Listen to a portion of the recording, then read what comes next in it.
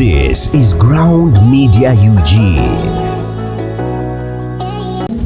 Omuntu gwe nalabye mu mawulire namumanye emyaka 5 emabega oba omufuna bulungi kitegeeza omuwala mumanyi emyaka 5 emabega era yaliko kirayanti wange era n'agenda ku kyeyo nga nze mututte emyaka 5 emabega oba mufuna bulungi kati ogambye omuwala yagenda ebiseera ebyo yali alowooza ndooza ajja kufuuka mukyala wange yagenda okudda nga nawasadde empeta oba mukiraba kati ye bwakomawo nayagala tutandikire we twakoma emyaka 5 emabega kati tekikyasoboka ebintu ebimu tebyesaana kwogera mu mawulire oba mu public naye ndooza kankikomyawo alina obwongo akitegeka. Lwaki kiba tekisoboka? You married already? No, ndi wampeta. Ndi wampeta sobola katako. Obusobozi sina busobozi bulabira abakyala babiri sina bufuna. Yes, kati yali agala kufuka mukyala namba 2. Kyesisobola. Ekitegeeza byagambye wamusobeera byandiba byaliyo. Mpozi nga yogera bya myaka 5 emabega. Oba mufuna myaka 5 emabega gy'ogezaako bya myaka 5 emabega. So wamyumira amaaso. Kozi nawasa mukyala wange emyaka 3 emabega ena. Osegedde oyo tatayinza banyonyola byonna naye kale mu bufunze yaliko omuntu wo ex wange. So this statement jagambwa ali lubuto at after pregnant you hide them yourself. Olubuto mpozi ngera luli miraculous. What is miraculous? Kozi olubuto lwa Mary mama wa Jesus bali bamutabata lwa byamagero mpozi ngolo olubuto lwa Mwoyo Mutukuvu. In fact, lwalo TV mu yabiraze guro neraga screenshot. Omuwala yabimpeereza because I like a story ne yatandika dogizimba. Mwa yampeereza ko message ngamba ndi lubuto konze wafunye olubuto lwa Mwoyo Mutukuvu. Mu screenshot gye balaze ku TV mugyegendereze. Mu message mwe kinabwe kati go kyogamba mabega Mwoyo Mutukuvu kitegeeza tebwegattanga ko naye. Kubanga olwa myaka 5 mabega era nalo lwa Mwoyo Mutukuvu. So byebi mwekamba we clear picture ti omwana yali mukwano gwange emyaka 5 nga kyalina ku university wamufuna bulungi kati nga nkyali ku university nga nsoma nali nkola obwa broker nga mpa companies ezitwala abantu ebweru bamufuna bulungi kati gwe namupangirawo n'agenda ku kye n'amala emyaka 4 agenda okudda wano kubanga ebyemikolo nabyo bina yabirabiranga online osegeera kati gabo manyi munaye abakyala babira n'obujja yalowooza nti ekiyali ayagala bwe kirina okuba n'olwaleero nkyalina era abaagala mba wase yadde balabako n'empeta ku mukono we bali kati gwe gwayagala nkuwase sirina busobozi n'amaanyi sigalina amaanyi gennina ga mukyalo omu omwana yatugambye wamyuka amaaso bw'oba olaba kati okira nti ali mu katemba ekirala mutunulira kiripusi eza TV ebbiri TV yasooka omuwala baamubuuza muyina enkolagana yonna ne Nobati oye nedda ate jjo yayogedde byayogedde kati kitegeeza script bamuwandiikira mpandikire era temwemunya script endala nga ze n'agamba ti namusiiga obulwadde oba bino omuntu ayinza okugamba nti oba obikozesa okuba nti otegesa ekivulu nga pressure gyaliko izo nevo Nobati Bensi yazivaamu kakati gosobola okutambula mu kibuga nga toyambadde engoye ng'oli bute ne bagamba nti omusajja ayambadde oba toyambadde kyebayita concert olangirira date ne venue balowoozaako kirowooze naye tebaali serious oba ofuna bulungi genda ku Hotel Africana simbuuki mpozi nga bamaze ne bagibuukinga nga tumaze kuteekayo mukola bino wasooka ba consulting seetaga ba consulting because sikola nabo ate Uganda is a free market economy. Uganda kati kamba nnyonyo limabiga we twakava twaliko ku weekend emu fact munaku si we twakava mu weekend munaku ensimbi 14 Uganda akabeera n'ebivulunga 5 mu Kampala twasooka Mulema nga 23 nga lumu ne tubeera ne DJ Jasmine nga 2 ne tubeera ne UB40 nga 3 ne tubeera ne Restaurant Rhyme. You get my point? Nga 8 ne tubeera ne Roland Mayinja national ezikola kakati mwe lwaki mutunulira akakantu akatono Hotel Africana eweza ejja kujjuza abantu baye 15 kasa kuliko ovo netaga abantu 5,000 nze nandibadde complaininga ekirala omuyimbi wange bagambanga ndi muyimbi wa region mwamuyitanga muyimbi wa Wembalala mwagambanga yimbanga Lunyankolerokka kakati ate nze ndowooza mwandibadde awo temumutyamu wadde because mugezako okulaga nti talina bawagizi kati muleke empale zibabugume bulungi mwabalowooza nti muyimbi waki twagala tubategeeze ensi yonna etegeere tireiji muyimbi wa ggwanga temuddamu mutunulira nga waki wa region. Era njagala okutereeza nabo bonna abalowooza nti Regi muyimbi w'Abanyankole, si w'Abanyankole. Muli abamawulire muli wana mwenna nga bwe muli wana. Tewakyali Muganda, tewakyali Munyankole, tewakyali Musoga. Ffenna twafuuka Bannayuganda. Omunyankole yawasa Omuganda. Omuganda yawasa Omusoga, yawasa Omunyankole. We are intermarried. We are related. We are interrelated. Nfuna bulungi okusinziira ku mawanga kati koza tusi amawanga. Waliwo Abanyankole nga banyumirwa abayimbi abalala. Waliwo Omuganda nga anyumira ennyimba za Regi. Waliwo Omusoga nga anyumira ennyimba za Regi. Bonna bagenda ku. Na waliwo endowooza egamba nti bapromota mu mukyasiza osuula abayimbi. Era mu layini bwetyo ey'okutegeka ebifo. Nedda kya bulimba. Mpozi bapromota bali bamatama buuku babajjo ne babitekisa wakakofiira. Neno but events tali omu kwabo.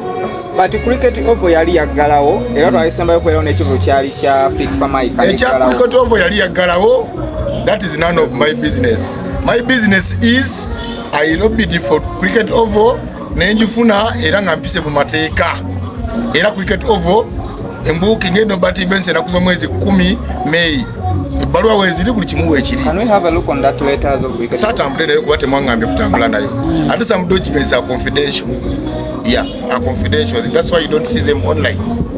Yeah. There is information from your fellow promoters abagamba mu MK yakuli emabega. How true is that?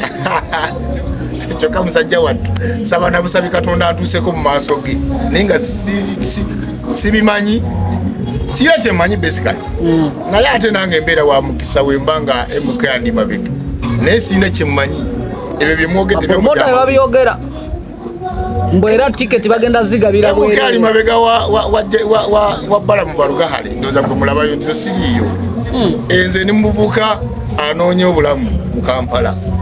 Yes. Why do people think that Norbert events ayinza okuba ali mu katemba? Because akumanyiga promoter wa katemba. Kati katemba ki? Walonda byeko mu kandolindoli. Walonda byeko mu comedy store. Ekisooka bagamba. Walina embiranye nali ensikinde weesibasire ebintu. Asawa zina. Ebyo by'embiranye birala. Ak'omuntu si kante. Tente bwe yakabye jjonerero bwekaaba. Ekyogamba badde yakala nsigalenga ndi mulabe wa alien skin lubeerera nedda. Nze ndi muntu aliko nsayiringa n'abalala. Bwe kizula nti baali tebalina buzibu. Unless nga nkitegedde nti wali mulabe wange ddala. Kati ng'omuntu ng'abitekisi n'ebbajjaawo obulamu bwange bwonna tebuli basenyuka. Era ano njagala nnyimire ne wano nkibabuulire. Nina abantu bentandise okulangira nga bukyali. Ngenda kuwandiika ebbaluwa officially giwandikire ne Uganda Police abantu bali bana. Besagala kulaba ku concert yaffe oba concert yange ya Regi live in concert. Omuntu asookera ddala Abitex kakofira n'okulaba obulabi mu mawulire ng'oyogera ku concert ya Regi. Awo wennyini wenja okusanga nkuvumba katiraawo n'akakofira nja kukutwalako kasaleesale. Abitex bajjo matama buuku owa t-shirt kya Rose from kyobeeramu buli kaseera ekya bbulu. Naawe sikulabayo. Gravity omutujju wagamba nalemererwa cricket oval. Kakati eno ya nnyoko. Eno concert ya nnyoko. Omulala asembayo full figure gwe ayogera awanda amalusu mu ebyo ebitamatama nja kulabayo lojja okutegeera nti Bannayuganda abamu bakambwe. Abantu aba mbakuutidde nga bukyali. Aba mbaddamu Abitex bajjo Gravity full figure. N'olwaleero nja kukyogera paka nga concert etuuse n'ebbaluwa nja giwandikira police official. Sigezaako nenda basala ku cricket oval Lugogo. Kyekibadde kikuleetera okugegenya Abitex ku concert ya Ronald Mayinja. Gwala bitwala bye byakoze. Kati kyadde kimuleeta ku concert kyabadde ki? Ng'ojja owulira bubi n'oddala n'osalawo n'okola emimwa ng'empunu yakoze bw'atyo. Nga yenna akankanirira alinga ng'eyalwala n'odingi disease. Lwase mundeka. Nga tetunnamaliriza. Lwase mundeka. Robert, waliwo ebize bitambula omwana muwala wamuwuliddeko agamba ya mwana muwala era byonna Abitex yabifumba. Anadde nsazeewo okutabyogerako naye olwa brandi yange ate nga mpa ekitiibwa abakyala. Sinza I thought it was right, but bw'osalawo n'olowooza nti kiri right kiba kikukola kikukosa. First of all, mpa ekitiibwa abakyala bonna bannakazadde b'eggwanga bamaama. Nze abaana abange ab'obuwala engeri gye mbaagalamu gye mpa ekitiibwa n'abakyala abalala. Wabanga waliwo ensonga ze nakola oba ensobi ze nakola ku mwana muwala ayite mu mateeka amatuufu. Because ayagala justice taddukira mu mawulire. Kitegeeza naye anoonya mawulire. Naye nga omuwala ali innocent eyamulese mu mawulire mwami Abitex. Era ne video muzinoonye wezi. whatever the case a point esinga obukulu nti akozesebwa ofuna oba munfuna bulungi omuwala ali mu kukozesebwa naye nga tamanyi nti game gye yayingidde wa firimu gye yayingidde yaba promoter.